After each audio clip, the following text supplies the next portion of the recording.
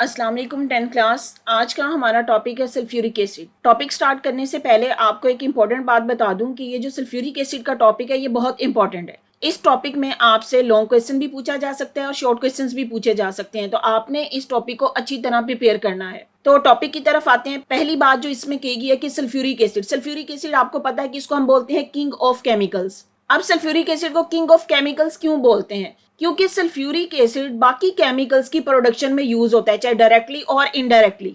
50 to 80% ऐसे products हैं, ऐसे केमिकल हैं जिनकी प्रोडक्शन या जिनकी मैन्युफैक्चरिंग के लिए सल्फ्यूरिक एसिड यूज किया जाता है। इसी वजह से हम सल्फ्यूरिक एसिड को कहते हैं king of chemicals. For example, जैसे फूड मैन्युफैक्चरिंग के लिए यूज किया जा सकता है, कोई भी फूड की प्रिजर्वेशन के लिए हो या फूड केमिकल इंडस्ट्री में यूज किया जा सकता है, या एग्रीकल्चर फर्टिलाइजर बनाने में यूज किया जा सकता है। तो यहाँ पे आपसे पहला क्वेश्चन जो पूछा जा सकता है कि सल्फ्यूरिक एसिड की इंपॉर्टेंस बताए। तो यहाँ पे ये जो फर्स्ट पैराग्राफ है, चाहे ये लिख रही या मेरे अल्फाज जो मैंने बोले हैं आप उसको रिमाइंड कर लें कि क्या मैंने बोला है और क्या बताया है, आप इसको इस तरीके से बता सकते हैं। उसके बाद आते हैं जी सल्फ्यूरिक एसिड की प्रिपरेशन के मेथड। सल्फ्यूरिक एसिड को खुद कैसे प्रिपेयर किया जाता है? तो मोस्ट इंपॉर्टेंट या most common method for the preparation of sulphuric acid is the contact process. तो इस प्रोसेस को हम देखते हैं और ये भी देखेंगे कि इस प्रोसेस को हम कॉन्टैक्ट प्रोसेस क्यों कहते हैं। तो सबसे पहला जो स्टेप है इसमें preparation of sulphur dioxide gas. Sulphuric acid की प्रोडक्शन के लिए हमें सबसे पहले सल्फर डाइऑक्साइड गैस को प्रिपेयर करना है। अब जो सल्फर डाइऑक्साइड गैस को प्रिपेयर करना है उसको दो मेथड है। या तो हम एलिमेंटल सल्फर की ऑक्सीडेशन करेंगे, सल्फर को जब ऑक्सीजन के साथ रिएक्ट करवाया जाएगा तो हमारे पास सल्फर डाइऑक्साइड गैस बन जाएगी। यहाँ सेकंड मेथड इसका क्या है कि सल्फर की और ये FeS2 जिसको हम बोलते हैं आयरन पायराइड, यहाँ पे ये आपके टेक्स्ट में दिया भी हुआ है आयरन पायराइड, इसकी ऑक्सीडेशन करेंगे तो हमारे पास आयरन ऑक्साइड और साथ में सल्फर डाइऑक्साइड गैस मिलेगी। अब इन दोनों मेथड में से कोई एक मेथड भी सल्फर डाइऑक्साइड गैस की प्रिपरेशन के लिए यूज होता है।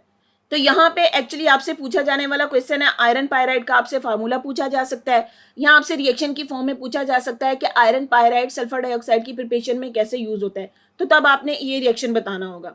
और यहाँ पे जो एक वर्ड यूज किया गया है सल्फर और, अब और एक्चुअली क्या होती है? और हम कहते हैं नेचुरल रॉक और the soil which contain the mineral.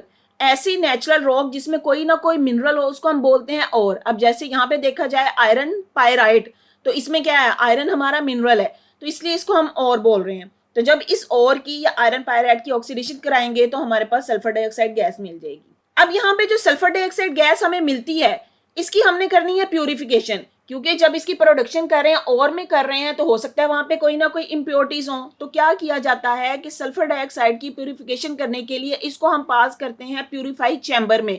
Purified chamber में क्या किया जाता है? स्टीम इसमें से सेपरेट की जाती है। अब स्टीम का आपको पता है कि वाटर ड्रॉपलेट्स ही होंगे, लेकिन इनका टेम्परेचर हाई होता है। और इस स्टीम को स्प्रे करने का मकसद क्या है कि जब हम सल्फर डाइऑक्साइड की प्रोडक्शन कर रहे हैं तो इसमें इम्प्योरिटीज को रिमूव किया जा सके। तो यहाँ पे एक और क्वेश्चन आपसे पूछा जा सकता है कि सल्फर डाइऑक्साइड की प्यूरिफिकेशन के लिए कौन सा स्टेप यूज होता है, तो आप उसमें बताएंगे कि उसमें हम स्टीम से स्प्रे करते हैं और इस स्टेप का मकसद क्या है कि हम to remove the dust impurities as well as the arsenic compound.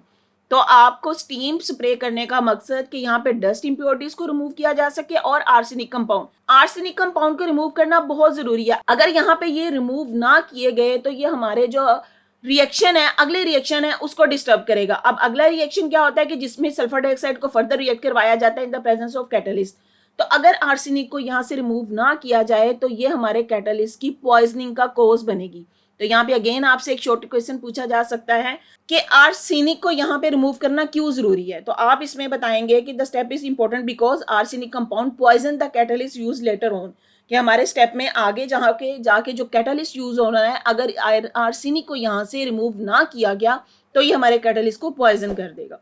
Okay जी, अब यहाँ तक हमने बात की थी कि ये जो हमारी सल्फर डाइऑक्साइड है इस पे हमने स्टीम का स्प्रे किया। स्टीम का स्प्रे किया मतलब वो गीली होगी, इसमें पानी आ गया, तो क्या किया जाएगा? अब इसकी ड्राइंग टावर की तरफ लेके जाएंगे। ड्राइंग टावर का मतलब है उसको खुश्क करना है। अब इसको खुश्क करने के लिए उसमें कंसंट्रेटेड सल्फ्यूरिक एसिड स्प्रे किया जाता है। स्टूडेंट्स, आपको याद है कि हमने कहा था कि ये सल्फ्यूरिक एसिड यूज होता है एज अ डिहाइड्रेटिंग एजेंट, तो इसलिए यहाँ पे कंसंट्रेटेड सल्फ्यूरिक एसिड को स्प्रे किया जाता है और इसको हम बोलते हैं ड्राइंग टावर, ताकि जो मॉइस्ट हमने पहले इंट्रोड्यूस करवाई थी उसको वहां से खत्म किया जा सके जी। उसके बाद अगला हमारा स्टेप है ऑक्सीडेशन ऑफ सल्फर डाइऑक्साइड। पहले स्टेप में हमने सीखा कि हम सल्फर डाइऑक्साइड गैस को कैसे प्रिपेयर करेंगे, कैसे उसमें से इम्प्योरिटीज को रिमूव करेंगे, और उसके बाद जो है सल्फर डाइऑक्साइड गैस से हमने बनानी है सल्फर ट्राइऑक्साइड। अब सल्फर ट्राइऑक्साइड गैस बनाने के लिए यहाँ पे देखें, पहले रिएक्शन की तरफ आए। ये देखिए सल्फर डाइऑक्साइड है, उसकी फर्दर ऑक्सीडेशन की जाएगी, लेकिन in the presence of catalyst. यहाँ पे ये जो कैटलिस्ट है V2O5, इसको हम बोलते हैं वेनेडियम पेंटाऑक्साइड। टेम्परेचर यहाँ पे 450 डिग्री है और 2 to 3 एटमॉस्फेरिक प्रेशर है। तो ये कंडीशंस आपने याद रखनी है सल्फर ट्राइऑक्साइड की प्रिपरेशन में। अब यहाँ पे एक बात मैं आपको एक्स्ट्रा इंफॉर्मेशन दे रही हूँ कि हमने इस प्रोसेस को कहा कॉन्टैक्ट प्रोसेस। तो इस प्रोसेस को कॉन्टैक्ट प्रोसेस इसलिए कहते हैं कि यहाँ पे ये देखें, जो दो गैसेज हैं सल्फर डाइऑक्साइड और ऑक्सीजन, दो मिलती हैं in the presence of catalyst. ये जो कैटलिस्ट है वेनेडियम पेंटाऑक्साइड, ये सॉलिड फॉर्म में होता है। तो इसकी सरफेस पे जब ये दोनों गैसेज रिएक्ट करती हैं तो इसको कॉन्टैक्ट करती हैं एक्चुअली, इसलिए इस प्रोसेस को हम बोलते हैं कॉन्टैक्ट प्रोसेस। अब ये जो रिएक्शन होता है ये रिवर्सिबल रिएक्शन है, लेकिन इसके बावजूद यहाँ पे जो हमारी सल्फर डाइऑक्साइड गैस है 98% तक इसको कन्वर्ट कर लिया जाता है सल्फर ट्राइऑक्साइड गैस में। फिर क्या किया जाएगा, इस सल्फर ट्राइऑक्साइड को दोबारा जो है वो कॉन्टैक्ट चैम्बर में ले जाया जाएगा और वहां पे इसको 98% सल्फ्यूरिक एसिड के साथ रिएक्ट करवाया जाएगा टू गेन ओलियम। अब यहाँ पे देखें, जो सल्फर ट्राइऑक्साइड गैस है उससे हम दोबारा सल्फ्यूरिक एसिड के साथ ही रिएक्ट कर रहे हैं, ओलियम क्रिएट कर रहे हैं। तो यहाँ पे आपसे ये क्वेश्चन पूछा जा सकता है कि सल्फर ट्राइऑक्साइड को क्यों एसिड के साथ ही दोबारा रिएक्ट करा के ओलियम प्रोड्यूस किया जाता है। यहाँ पे जो ओलियम का फार्मूला आपने याद रखना है H2S2O7 है, ओलियम है। ओलियम का सेकंड नेम है पायरोसल्फेट। तो दोनों सूरतों में आपने याद रखना है, एमसीक्यू में आपसे इसका फार्मूला पूछा जा सकता है। अब हमारा क्वेश्चन ये था कि सल्फर ट्राइऑक्साइड को दोबारा सल्फ्यूरिक एसिड के साथ रिएक्ट करवा के ओलियम ही क्यों प्रोड्यूस किया जाता है। देखें स्टूडेंट्स, अगर हम सल्फर ट्राइऑक्साइड को वाटर के साथ रिएक्ट के डायरेक्ट सल्फ्यूरिक एसिड प्रोड्यूस करने की कोशिश करेंगे तो वो रिएक्शन बहुत ज्यादा एक्सोथर्मिक होता है, हमें उस तरीके से सल्फ्यूरिक एसिड नहीं मिलेगा। तो क्या किया जाएगा कि सल्फर ट्राइऑक्साइड को सल्फ्यूरिक एसिड के साथ ही रिएक्ट करवा के ओलियम, और इस ओलियम के आगे से हम करेंगे डाइल्यूशन। डाइल्यूशन मतलब उसमें जितना वाटर ऐड कर देंगे उसके अकॉर्डिंग हमें सल्फ्यूरिक एसिड मिल जाएगा। अब यहाँ पे आए, ये देखें, ये डायग्राम जो है ये कॉन्टैक्ट प्रोसेस का फ्लो शीट है। आपने इस फ्लो शीट को अच्छी तरह रिमेंबर करना है, याद करना है, और अगर आपको लॉन्ग क्वेश्चन आता है तो आपने इस लॉन्ग क्वेश्चन में इसको जरूर बनाना है, क्योंकि इससे एग्जामिनर पे अच्छा इम्पैक्ट आता है।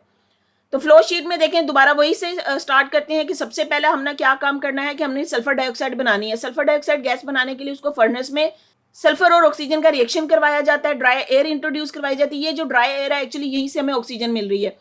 तो यहाँ पे आगे हमारे पास sulphur dioxide gas, sulphur dioxide gas आएगी, उसमें से इम्प्योरिटीज रिमूव की जाएंगी, उसको मॉइस्ट किया जाएगा, स्टीम दी जाएगी, फिर डिहाइड्रेशन की जाएगी, उसमें सल्फ्यूरिक एसिड ऐड करके उसमें से उस मॉइस्ट को रिमूव किया जाएगा। अगला जो चैम्बर आता है ये है कन्वर्टर।